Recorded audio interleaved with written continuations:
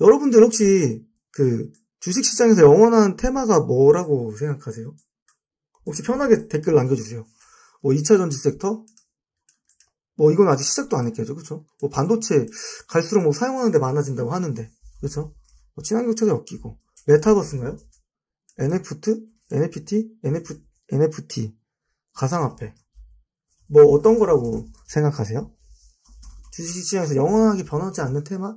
뭐가 있을까요?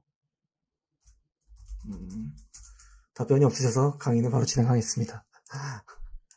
네, 영원한 테마는 제가 보기에는 실적입니다, 실적. 네, 너무 재미없었죠. 너무 그 흔한 얘기, 쟤야? 그쵸. 우리나라뿐만 아니라, 이제 불로장생은 모두의 꿈이니까, 쟤야. 영원할 수 있죠. 근데, 제가 보기에는, 제가 이제, 나름 이제 경영학도로서 경제학과 수업을 들었을 때, 미시경제학 수업을 들었을 때, 제일 처음에 나오는 기업의 목적은 단언합니다. 이윤의 극대화예요. 기업은 돈을 벌어서 주주들한테 배당을 해주고, 아니면 그 이익을 버는 건 곧 주가 상승을 의미하는 거거든요. 이걸 제가 또 다시 한번 이따가 또 얘기 드릴게요. 그래서 저는 매출액과 영업이익과 순이익을 정말 중요하게 보고 있습니다.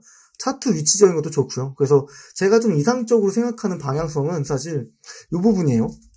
저는 이 부분으로 좀 목표 주가를 잡고 싶어요. 펀더멘탈을 통해서. 그리고 혹시 이제 기술적 분석이라고 하는 이 차트 위치로 진입 자리를 좀 알아보고 싶어요.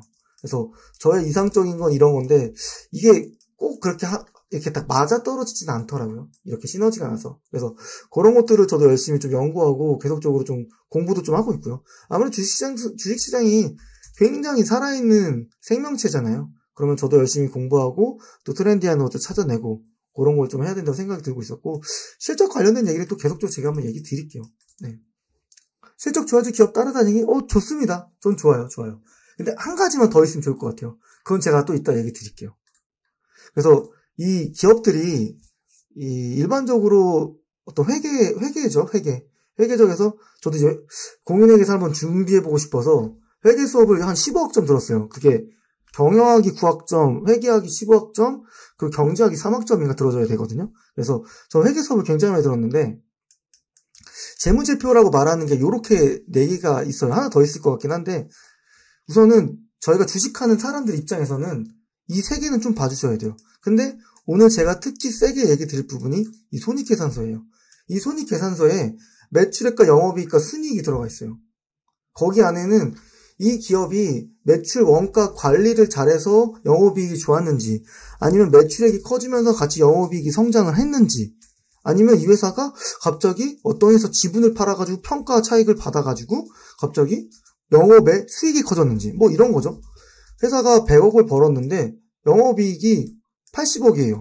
근데 순이익이 90억이라는 건 어떤 케이스가 이렇게 나오는지에 대한 내용도 알아두시면 분명 좋으실 거예요. 왜냐하면 이 영업이익이라는 건 제가 만약에 운영하는 회사가 물건을 파는 회사예요. 근데 제가 그게 아니라 어떤 저희 회사가 가지고 있는 유형자산, 근데 이것도 본업에 관련되어 있는 유형자산이 아니라 본업이 아닌 다른 관련 없는 유형자산을 팔았을 때는 여기 들어가게 돼 있어요.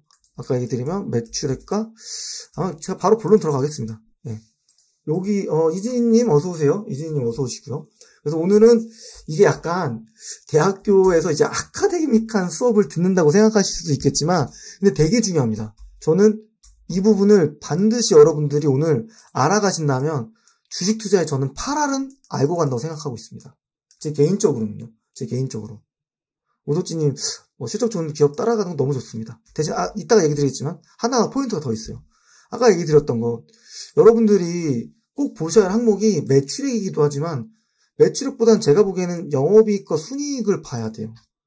그래서 과거부터 이번까지 계속적으로 이 실적 추이들이 좋아지고 있는지 미래 컨센도 나쁘지 않게 계속적으로 좋아지고 있는지 이런 부분을 보셔야 돼요. 그래서 만약에 이런 거 의료기기를 판매하는 회사예요. 근데 의료기기를 판매하고 그거 관련된 직원들 월급 주고 그리고 영업 거래처에 쓰는 판관비 돈 빼고 그 의료기기를 만드는데 들어가는 매출 원가를 빼고 나면 영업이익이라는 게 남습니다.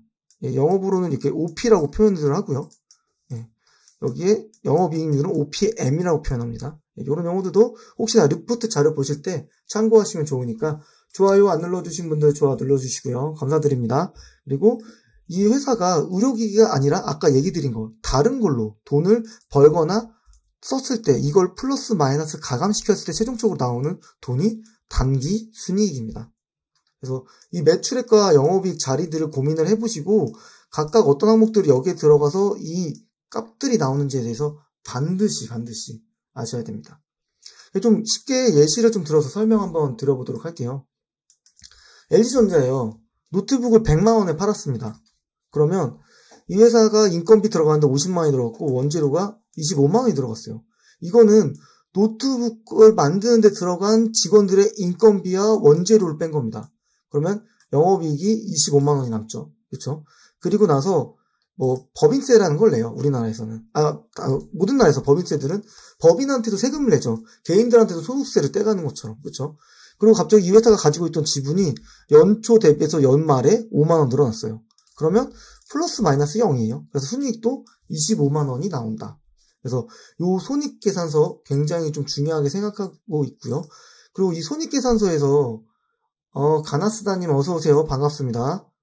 단기 순이익이 결국에는 어디에 들어가냐면요. 나중에 설명드리겠지만 이 FS라고 하는 재무상태표에 들어갑니다. 재무상태표에 그 자본금 항목에 이익영역으로 들어갈 거예요. 그래서 그거까지 좀 확인해 보시면 좋을 것 같습니다. 그래서 여러분들이 제가 나중에 2차 강의 때는 회사의 재무 안정성을 봐야 되는 지표들이 몇 개 있어요.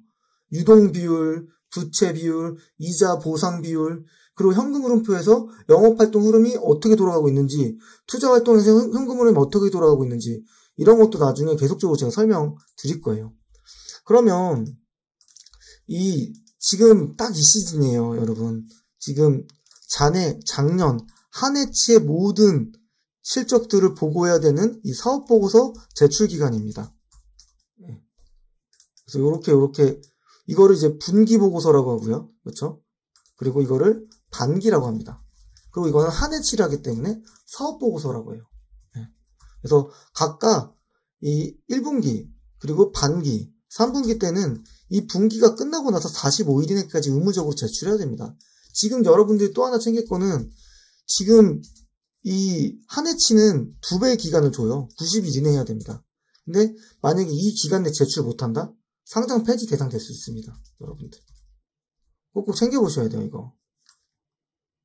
이런 것들이 다 주식하는데 돈 버는 굉장히 핵심적인 재료들인데 안 챙겨보신다고 한다면 좀 안타까울 뿐인 거죠, 솔직히. 굉장히 돈 되는 자료고 여기에 모든 주식을 바라보는 데 굉장한 리소스를 투여한다고 저는 생각이 들고 있는데 그렇죠? 우리 지금 투자하고 있는 회사가 적자회사인지 아니면 작년보다 YOR로 돈을 벌었는지 QOQ로 돈을 벌었는지 이것조차 체크 안 하신다면 솔직히 반성 좀 하셔야 돼요. 예.